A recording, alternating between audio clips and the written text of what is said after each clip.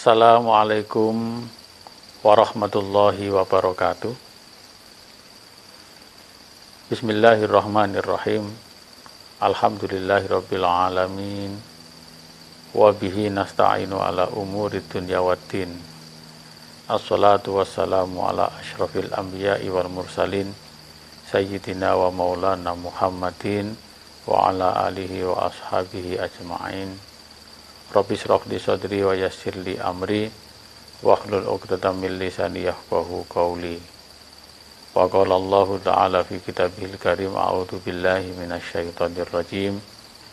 Ya ayyuhalladzina amanu kutiba 'alaikumus syiyamu kama kutiba 'alal ladzina min qablikum la'allakum tattaqun. Shadaqallahul adzim al-ayah au kama qala. Amma ba'du. Yang saya hormati para pemirsa yang dirahmati oleh Allah Subhanahu wa taala.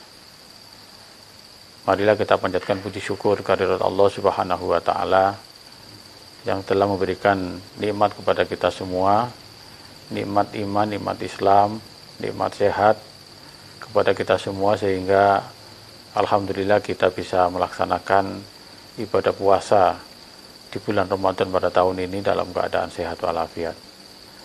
Salawat dan salam marilah senantiasa kita haturkan kepada junjungan kita Nabi besar Muhammad sallallahu alaihi wasallam yang kita tunggu syafaatnya pada hari kiamat nanti. Amin ya rabbal alamin.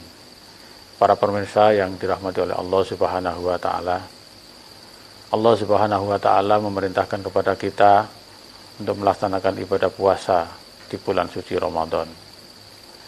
Tentu bahwa perintah dari Allah Subhanahu wa taala memiliki nilai dan memiliki faedah yang luar biasa bagi kita.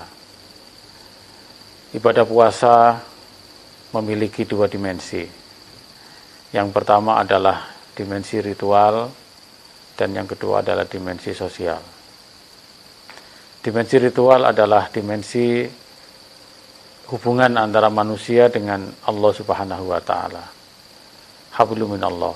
Puasa menunjukkan hubungan antara manusia dengan Allah Subhanahu wa taala yang merupakan bentuk ketaatan dari manusia menerima atau melaksanakan perintah dari Allah Subhanahu wa taala sebagaimana dalam Al-Qur'an, a'udzubillahi minasyaitonirrajim, bismillahirrahmanirrahim. Ya ayyuhalladzina amanu kutiba 'alaikumus syiyamu kama kutiba 'alal ladzina min qablikum la'allakum tattaqun. Ini adalah perintah dari Allah Subhanahu wa taala yang secara fikih itu kita harus melakukannya, yaitu al-imsak. Al-imsak anil akli wa anisyurbi wa anil wad'i. Puasa secara fikih adalah menahan diri, menahan dari makan, menahan dari minum, menahan dari melakukan hubungan suami istri. Artinya tidak makan, tidak minum, tidak melakukan hubungan suami istri min tulu'il fajri ila ghurubi syamsi. Dari terbitnya fajar shadiq sampai terbenamnya matahari. Nah, ini adalah dimensi ritual ketaatan manusia kepada Allah Subhanahu wa taala.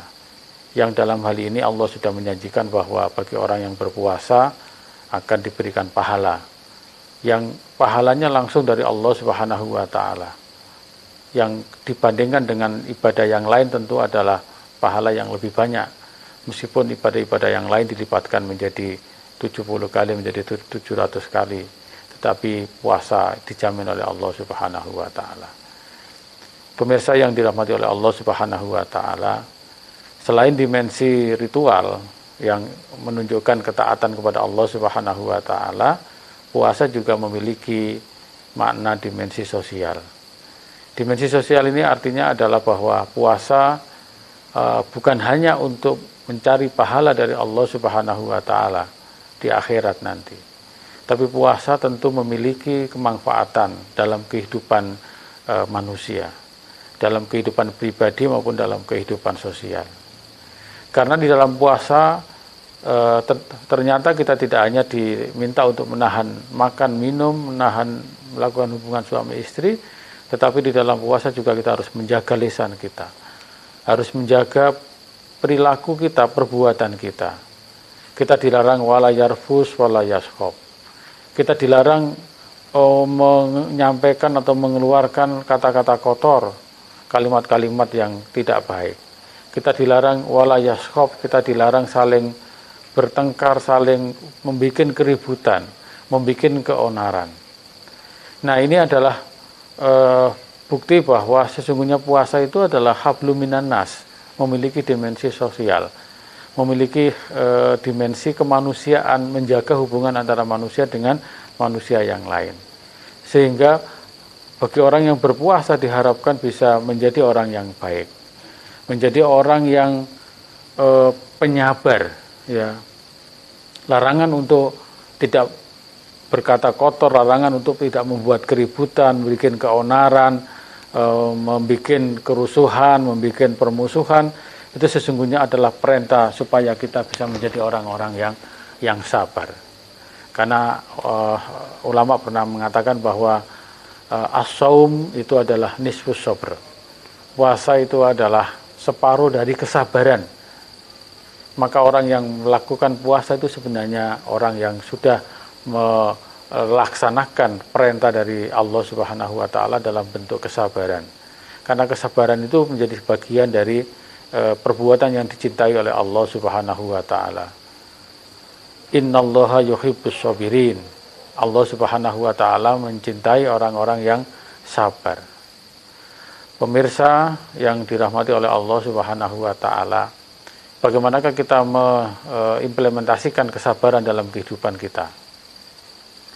Sabar memiliki 3 ranah atau 3 cakupan. Ya, kita menerapkan sikap sabar itu. Yang pertama adalah sabar untuk menjalankan perintah-perintah Allah Subhanahu wa taala. As-sabru anit taatillah. Sabar taat kepada Allah Subhanahu wa taala. Artinya bahwa kita melaksanakan puasa itu adalah bagian dari kita menerapkan kesabaran, karena ternyata melakukan puasa bukan sesuatu yang mudah. Ada banyak hal yang harus dilakukan, ada banyak hal yang harus dipenuhi dalam puasa itu. Jadi kita taat menerima semua perintah-perintah dari Allah Subhanahu wa taala. Yang kedua adalah as-sabru an haram, sabar untuk menghindari hal-hal yang diharamkan oleh Allah Subhanahu wa taala. Sabar menghindari hal-hal yang maksiat. Itu juga perlu kesabaran. Sabar untuk menjauhi hal-hal yang menjadikan kita berbuat keji dan mungkar. Nah, itu juga butuh kesabaran, apalagi kemudian banyak godaan-godaan yang dari luar, dari kanan kiri, lingkungan, teman dan seterusnya, maka godaan-godaan itu harus dihindari. Maka ini berarti kita telah menerapkan kesabaran itu.